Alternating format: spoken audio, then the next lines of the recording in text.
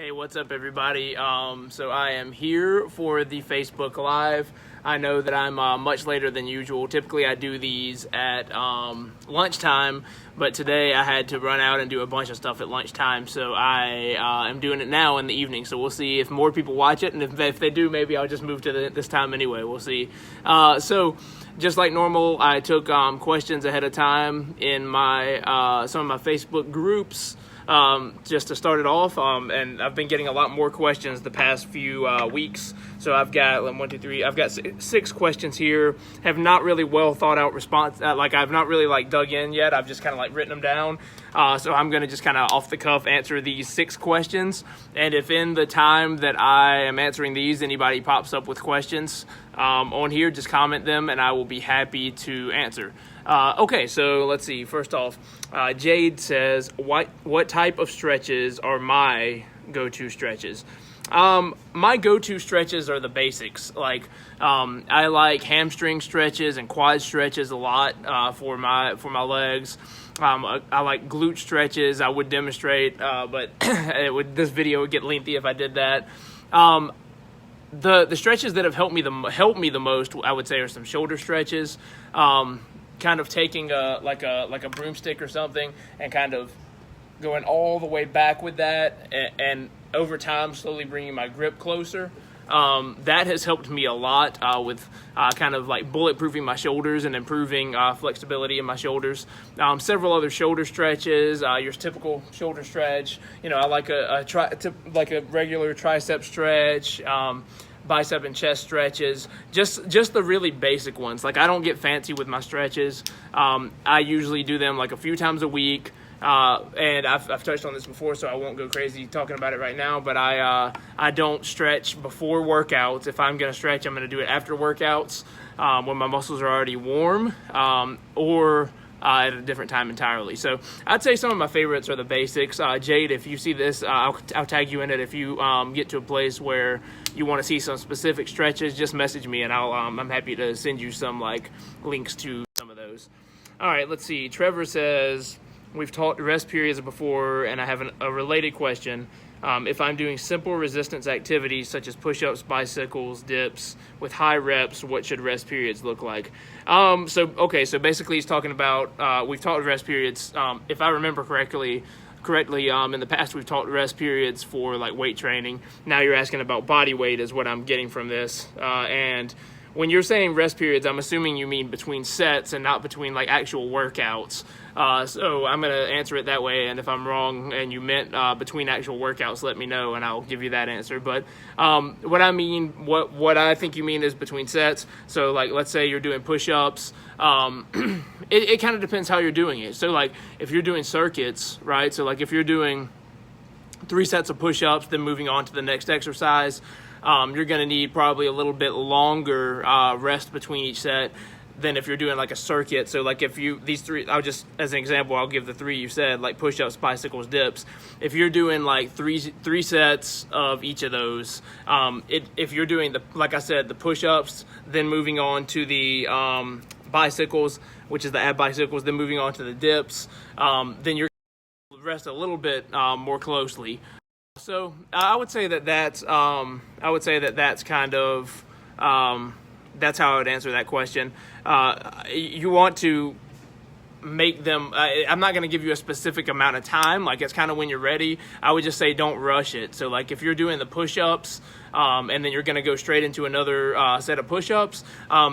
Generally, I'd say a minute to 90 seconds is something average, kind of an average, but you might want to go a little higher. You might be ready to go a little lower. Just don't hold yourself back in terms of your ability to improve. Yeah,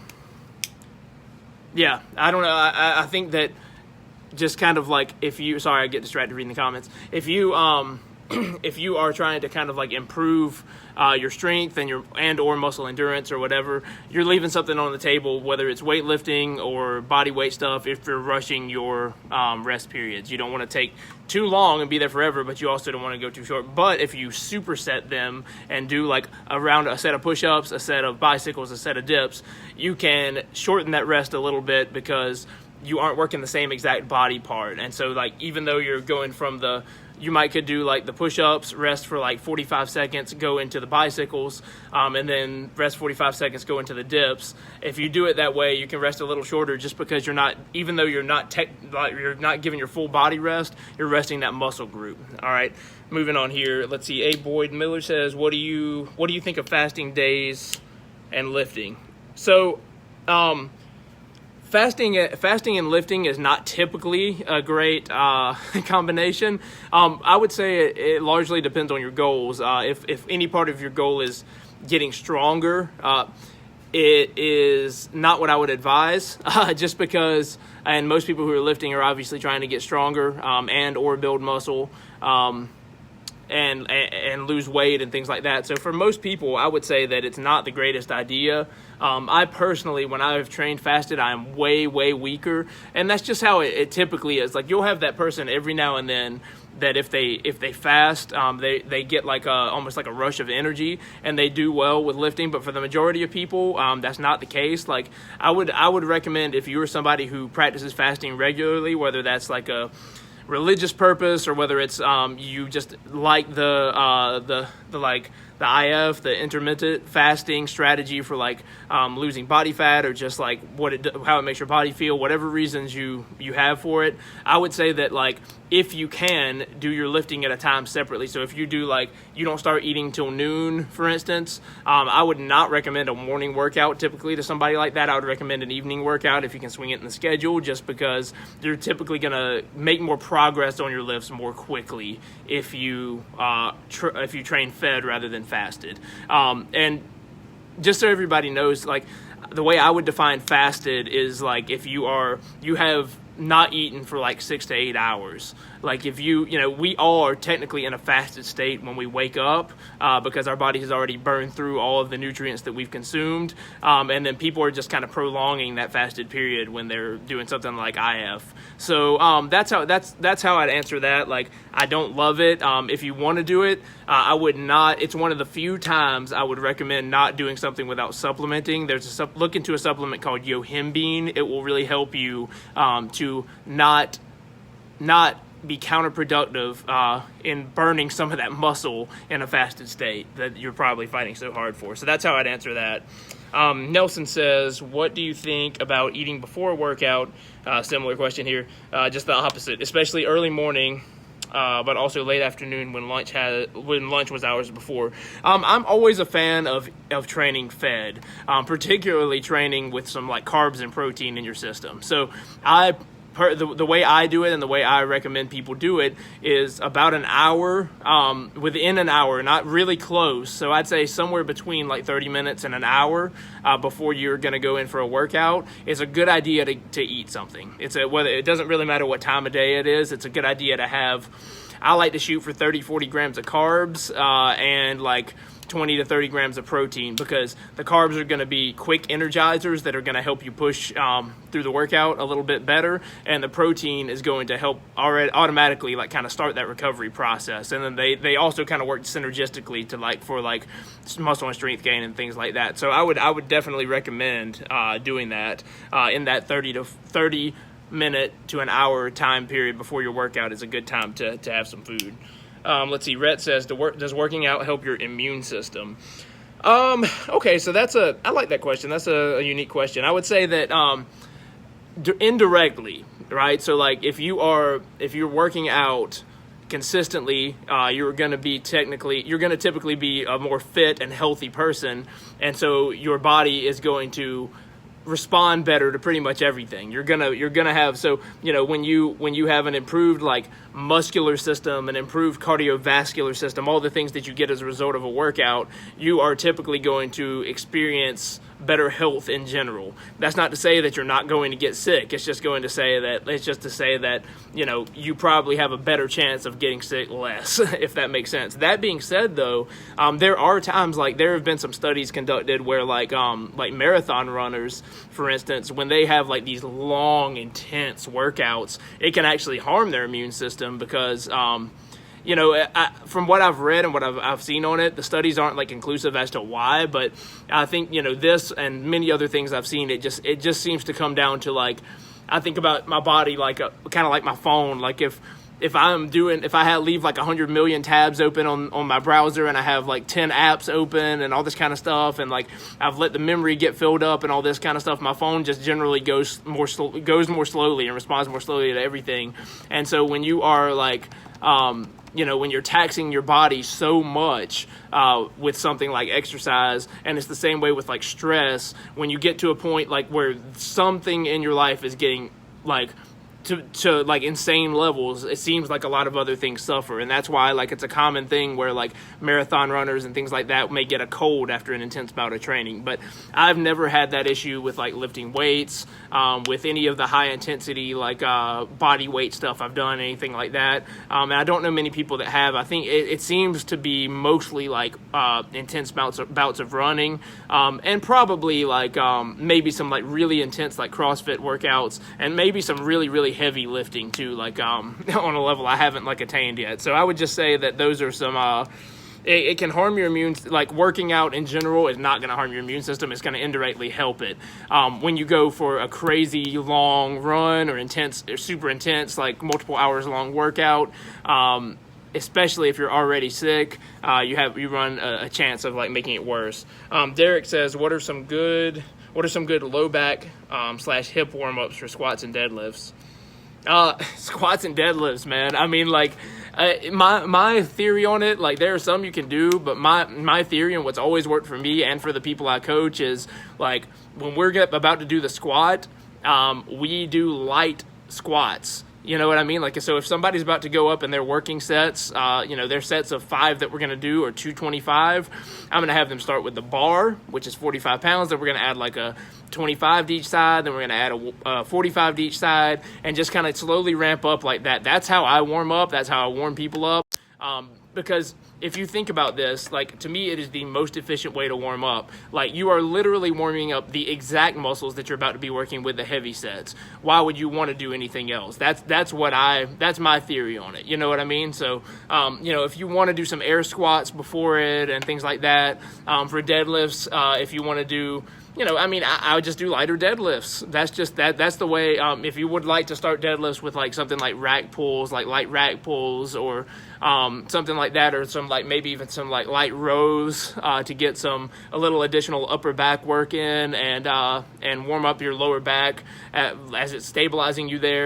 Bent over barbell rows, things like that can be good. But overall, I would just say lighter version of the same exercise. That's what I would recommend, honestly. Okay, gotten through these 6. Let's see what other questions have popped up here. What's up, guys? What's up, everybody? Thanks for jumping on. Blake, how do you share the gospel with others? Okay, so that's not a fitness question, but I'll answer it. I did not really clarify. I said ask me anything, so that is anything. Generally, man, I take a more relational approach. I'm not typically your guy who's on the street handing out like booklets and tracts and stuff like that, and just kind of randomly like engaging strangers. Like, I have very much a relational focus in everything I do. So I mean, I do believe that there are instances and times where like you should share things exactly, share things like kind of cold turkey out of the blue. But for the most part, I don't think people respond well to that, and I think that they care a lot more about what I have to say about my faith when they have gotten to know that I actually care about them as a person. So that's how I'd answer that. Wesley, hey brother, what do you think about keto for slimming down? Man, okay, so keto, I think that keto is it's taboo right now. Taboo is probably the wrong word. It's like more like controversial, because you have people who are just like all about it, and you have people who are just very like, not about it, almost in response to that. My opinion of keto is kind of twofold. Number one, I really like it as a jump start. So like, my coaching, like my mentality around fitness is all about sustainability. If somebody comes to me and says, hey, like, I'd like to do keto, or I'd like to do paleo, or I'd like to do this or that, my first question to them is like, why? And then my second question is like, is this something you plan to do forever? Because if they say no, and they jump into keto or whatever it is, then like maybe they lose a ton of weight, and this happens all the time. Like they'll lose a ton of weight, or whatever the case may be. That's what you're asking, so that's how I'll address it. They'll lose a ton of weight, but then they don't have a plan. Like they don't want to do keto forever, but then they don't have a plan for what they're going to do after it, and they haven't learned any sustainable habits, so they maybe drop 30, 40 pounds, whatever, maybe more, and then whenever like life changes or life hits them hard or something happens, they fall away from the keto, and they don't know anything else, so for that reason, I like keto a lot as a jump start. Like if somebody goes into it thinking, I'm going to do keto for 3 months, see where it gets me, and I'm going to learn a lot from this and be researching other things, and then as it ends, I'm gonna go into something else. Or if they're a person who just enjoys that keto lifestyle, and truly enjoys eating like that, and it is something that they can sustain forever, then I say go for it, man. I mean, I would just say that go about keto just like you would should go about any other diet. Focus mainly on whole foods. Like too many times I see people doing keto, like just stirring all kinds of like butter in their coffee, and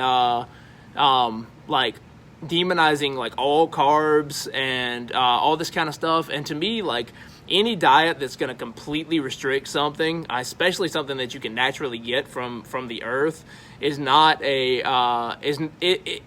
only a Sith deals in absolutes, right? I mean, you don't want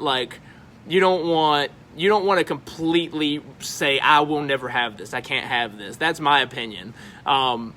But keto it's a real thing. I mean, for anybody who sees this and doesn't understand like what keto is, the definition, like your body goes into a process called ketosis, which basically means in the absence of energy, it's going to turn to your body fat stores to burn additional fat, right? So like carbs are what your body goes to first for energizers. So like in the absence of carbs, it has two other things to turn to. That's your fat, like your body fat stores, and it's the amino acids found in like proteins and in your muscles and things like that. So generally what you want to do if you're going to go keto, which is extremely low carb, then you are going to have more fats, but you want to keep your protein really high. Too often what I see people doing on a keto diet is they go low carb, but then they go crazy high fat and just keep kind of like low to moderate protein. And especially if you're doing any kind of workouts, that is a horrible approach, and it's a really good way to feel terrible, because you're going to kill your energy, and you are going to hinder your recovery with low protein like that. The fat, and I'll throw this out too, like one of the other reasons that I'm hesitant with keto sometimes, like one gram of carb and 1 gram of protein each have 4 calories. 1 gram of fat has 9 calories, which is obviously more than double. So if you are automatically like kind of replace everything that you're having, that all the carbs you used to have, with like high fat foods, even if they're healthy fats, they're like oils and avocados and nuts and stuff like that, things that you still think of as whole foods, that's you've still doubled the calories. And keto, you don't get any benefit from ketosis. Ketosis doesn't happen if you're still in a surplus. So if you're not in a caloric deficit, meaning you are burning more calories than you're consuming, keto's doing nothing at all for you. Nothing at all, except probably raising the amount of calories that you're consuming. I like keto when it's done well. So that's how I would answer that. I was going to say something else about it, and I'm trying to remember what it was. Oh, last thing I'd say on that is that if you're somebody who generally like kind of defaults to a high carb diet, especially carbs like things that you'd think like of unhealthy, like things like sodas or candy or chips or that kind of stuff. If you are having a lot of that and then you go keto, you can't help but eat better and probably lose a ton of weight. But if you're not somebody who has a lot of that kind of stuff, you'll probably see reduced results from it. I hope that makes sense. I'm happy to answer any more questions that pop up. I think I've answered everything. If anybody has any other questions and sees this later, feel free to comment, and I am happy to reply. All right. Happy Wednesday, guys. Sorry this was late today.